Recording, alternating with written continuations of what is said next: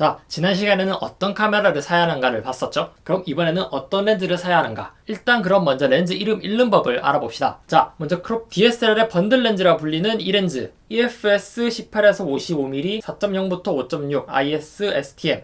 먼저 여기 이 부분은 마운트 정보를 의미합니다. 현재는 EF, EFS, EFM, RF 네 종류가 있어요. EF는 캐논 풀프레임용 DSLR 렌즈고요. EFS는 크롭 DSLR용 렌즈. 참고로 EF 렌즈는 크롭 DSLR에 사용 가능하지만 EFS를 풀프레임에 끼우면 비네팅이 생깁니다. 그리고 RF는 풀프레임 미러리스용 렌즈고요. EF to EOS R 어댑터를 사용하면 DSLR용 EF 렌즈도 RF 렌즈처럼 사용할 수 있습니다. 그리고 EFM은 크롭 미러리스용 마운트고요. EF to EOS M 어댑터를 사용하면 DSLR용 EF 렌즈와 EFS 렌즈 모두를 쓸 수 있습니다. 어렵지 않죠? 그 다음 여기 이 부분은 초점거리 18mm부터 55mm까지 줌이 되는 렌즈라는 말이고요. 숫자가 낮을수록 광각이고 숫자가 높을수록 망원입니다. 그리고 여기는 최대 개방 조리개입니다. 18mm일 때 4.0까지 열리고 55mm 때 5.6까지 열린다는 말입니다. 그런데 왜 최대 조리개 값만 적어놓고 최소 조리개 값은 안 적어놓냐고요? 사실 안 중요해서 그렇습니다. 보통 8에서 16 사이가 화질이 가장 좋은데 그 이상은 다시 화질이 떨어지기 때문에 끝까지 조여서 찍을 일은 거의 없다고 보시면 됩니다. 그리고 이 부분은 이미지 스테빌라이저, 렌즈에 손떨반 기능이 있다는 거고요. 그리고 이거는 조용한 STM 모터를 가지고 있다는 표시입니다. 초점을 잡을 때 소음이 거의 없어서 특히 영상 촬영에 이점이 많습니다. 그럼 다른 렌즈도 하나 더 읽어볼까요? RF2405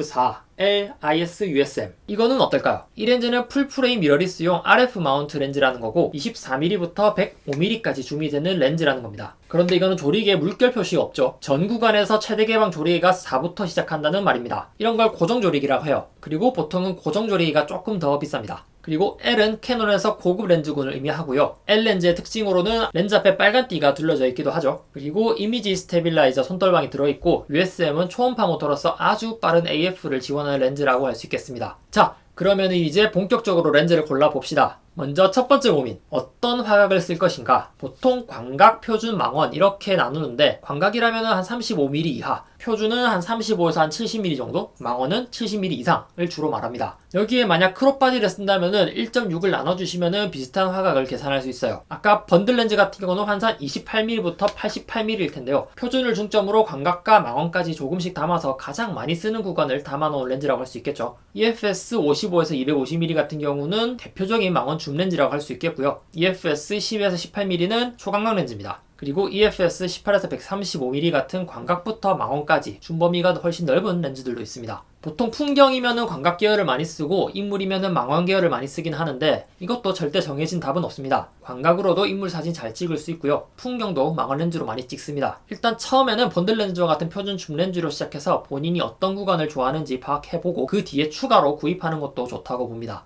자, 그 다음 두 번째 고민. 줌 렌즈를 살 것인가 단 렌즈를 살 것인가. 지금까지는 다 줌 렌즈를 말씀드렸었어요. 그런데 이렇게 생긴 렌즈 스펙도 있죠. 50mm의 f1.8 이거는 말 그대로 50mm 화각에 딱 고정되어 있는 렌즈입니다. 그래서 구도를 잡기 위해서 직접 발로 뛰는 발줌을 한다고 하는데 그럼 이런 불편한 렌즈를 왜 살까요? 뒤에 조리개 스펙을 보시면 알겠지만 같은 화각에 비슷한 가격이면 보통 단 렌즈가 최대 개방 조리개가 훨씬 더 낮고 해상력도 더 좋은 편입니다. 특히 큰맘 먹고 카메라를 번들 킷으로 사서 배경이 훨훨 날아갈 거라는 부품 기대를 안고 첫 셔터를 눌러보면은 실망하시는 분들이 있을 거예요. 사실 이런 번들 렌즈로는 드라마틱한 아웃포커싱은 조금 힘들 수 있어요. 흔히 생각하는 이런 아웃포커싱을 원한다면은 단 렌즈가 더 유리합니다. 보통 인기가 많은 거는 카페에 앉았을 때 맞은편에 인물의 상반신을 찍기에 좋다고 카페 렌즈라고 불리는 풀프레임 환산 35mm 렌즈, 그리고 사람의 시야랑 가장 비슷하고 가장 편안한 화각이라고 불리는 풀프레임 환산 50mm 렌즈, 그리고 야외에서 인물을 찍기에 좋고 아웃포커싱도 이뻐서 애칭부터가 여친 렌즈라고 불리는 풀프레임 환산 85mm 렌즈가 있습니다. 이것도 역시 줌 렌즈를 먼저 써보고 내가 가장 많이 쓰고 좋아하는 화각의 단 렌즈를 추가로 드리는 것이 좋다고 봅니다.